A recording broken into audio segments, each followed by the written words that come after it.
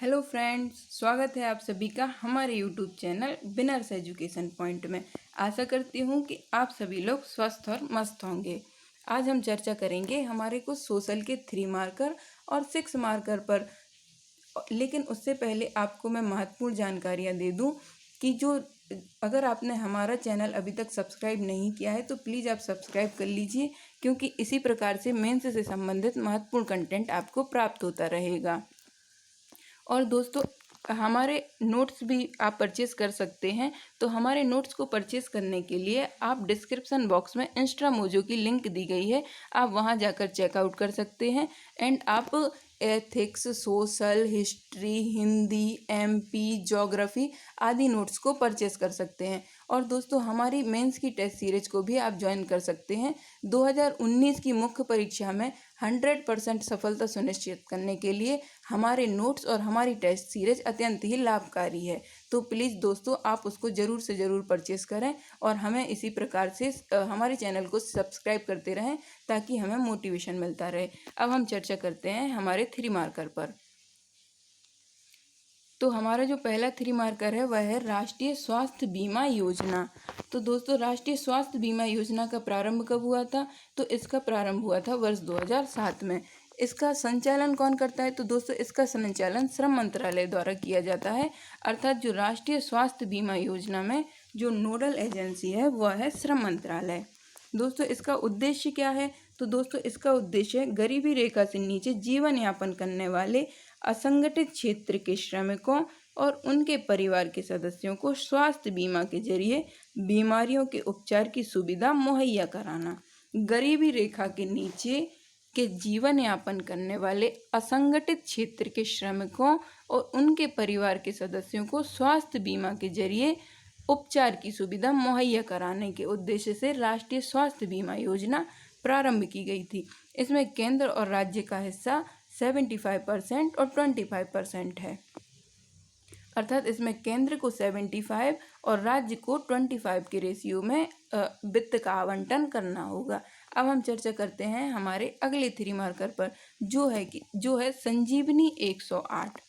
तो संजीवनी 108 मध्य प्रदेश में जन सामान्य के लिए घर से अस्पताल व अस्पताल से घर लाने के लिए तथा ले जाने के लिए आपात स्थितियों में संभव चिकित्सीय सेवाएं त्वरित रूप से उपलब्ध कराने के उद्देश्य से 2009 में संचालित की गई थी। इसके अंतर्गत टोल फ्री नंबर 108 पर कॉल करके हम संजीवनी 108 को अपने घर पर बुला सकते हैं, और यदि हम अस्पताल में और घर जाना चाहते हैं तो हम 108 के माध्यम से घर भी जा सकते हैं। दोस्तों, यह जननी सुरक्षा योजना जो मध्य प्रदेश सरकार द्वारा चलाई जा रही है, उसमें भी संजीवनी 108 का महत्वपूर्ण योगदान है, क्योंकि गर्भवती महिलाओं को घर से अस्पताल लाने और अस्पताल से घर छोड़ने में संजीवनी 108 की महत्वपूर्ण भूमिका होती है। अब हम चर्चा करेंगे हमारे नेक्स्ट 3 मार्कर पर, जो है पल्स पोलियो अभियान। पल्स पोलियो अभियान का प्रारंभ हुआ था दोस्तों 1995 ईस्वी में। इसका उद्देश्य क्या है? 5 वर्ष तक की आयु के बच्चों को 2 बार निर्धारित केंद्रों पर पोलियो की दवा का उपलब्ध कराया जाना। 1999 2000 से 2 से 3 बार घर घर जाकर पोलियो की वैक्सीन की एक खुराक बच्चों को पिलाई जाती है। दोस्तों, यहाँ एक करेक्शन कर लीजिए कि 2013 नहीं, वो 2014 है। तो 2014 में WHO ने भारत को आधिकारिक तौर पर पोलियो से मुक्त कर दिया था। तो दोस्तों, आप इसमें एक फैक्ट और ऐड कर लीजिए कि भारत में जो पल्स पोलियो अभियान का ब्रांड एम्बेसडर है तो वो अमिताभ बच्चन साहब हैं।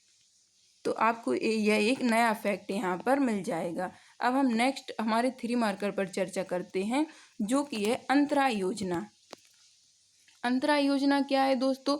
तो यह भारत में परिवार नियोजन के उद्देश्य से लाई गई थी। इसका प्रारंभ हुआ था 2017 में, और दोस्तों इसके अंतर्गत इसका उद्देश्य रखा गया था जन्म से लेकर जन्म में अंतराल रखने एवं बढ़ती हुई जनसंख्या को रोकना। तो इसके अंतर्गत क्या होता है दोस्तों, इसके अंतर्गत अंतरा नामक इंजेक्शन लगाया जाता है। इसमें महिलाएं 5 वर्ष तक अनचाहे गर्भ से छुटकारा पा सकती हैं। तो दोस्तों पहला पॉइंट तो आप इसमें यह लिख सकते हैं कि यह परिवार नियोजन के उद्देश्य से चलाई जा रही योजना है। इसका प्रारंभ हुआ था 2017 में और इसका उद्देश्य है जन्म में अंतराल रखने एवं बढ़ती हुई जनसंख्या को रोकने के लिए यह योजना लाई गई थी। इसमें महिलाओं को 5 वर्ष तक अनचाहे गर्भ से छुटकारा मिल जाता है और इसमें एक अंतरा नामक इंजेक्शन लगाया जाता है। दोस्तों अब हम चर्चा करते हैं हमारे 6 मार्कर पर। तो हमारा 6 मार्कर जो पहला प्रश्न है वह है मध्य प्रदेश में ग्रामीण स्वास्थ्य प्रणाली में सुधार हेतु सरकार के प्रयास क्या क्या हैं। तो इसकी स्टार्टिंग हम इस प्रकार से करेंगे कि सबके लिए स्वास्थ्य जैसे लक्ष्य को प्राप्त करने के लिए सरकार द्वारा ग्रामीण क्षेत्र के प्रमुख स्वास्थ्य कार्यक्रम निम्नलिखित हैं।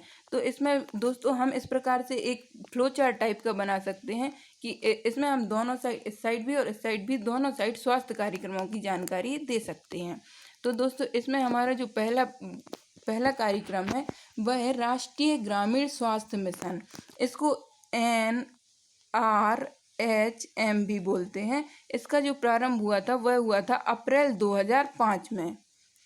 अब जो हमारा दूसरा पॉइंट है वह है पूरा मिशन। इसके अंतर्गत क्या होता है कि ग्रामीण क्षेत्रों में स्वास्थ्य संबंधी सुविधाओं के लिए आधारभूत अवसंरचना का निर्माण कराया जाता है।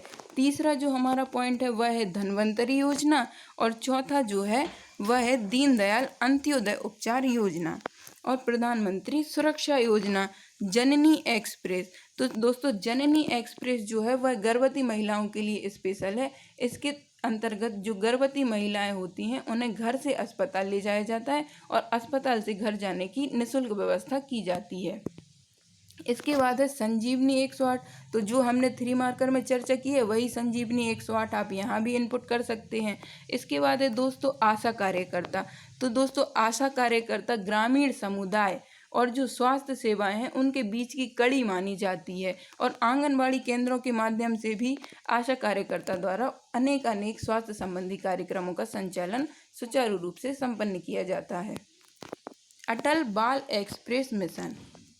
तो दोस्तों अटल बाल एक्सप्रेस मिशन से क्या होता है कि जो भी मध्य प्रदेश में कुपोषण से संबंधित जो भी बच्चे हैं उनके लिए स्वास्थ्य संबंधी सुविधाएं उपलब्ध कराई जाती हैं। और यह दोस्तों आप इसमें एक पॉइंट और ऐड कर सकते हैं कि जो अटल बाल मिशन स्टार्ट हुआ था यह 2010 से प्रारंभ हुआ था। अब हमारा जो नेक्स्ट प्रोग्राम है जो मध्य प्रदेश शासन द्वारा चलाया जा रहा है तो वह है ग्राम आरोग्य केंद्र।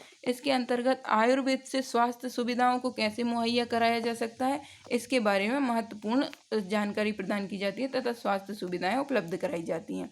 इसके बाद है स्वास्थ्य ग्राम की तदर्थ समितियां तथा प्राथमिक स्वास्थ्य केंद्र। प्राथमिक स्वास्थ्य केंद्र की स्थापना दोस्तों गाँव में मुख्य रूप से की जाती है।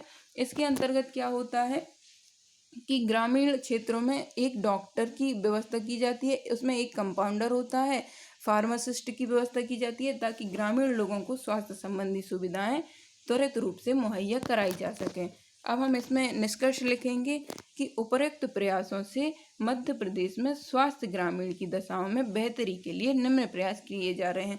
दोस्तों यदि आप इसमें अपने साइड से कुछ पॉइंट इनपुट करना चाहते हैं जैसे कि दीनदयाल उपाध्याय चलित अस्पताल योजना, ममता अभियान, लालिमा अभियान, तो आप उनको भी ऐड कर सकते हैं। इससे आपके क्वेश्चन में जो है विविधता आएगी।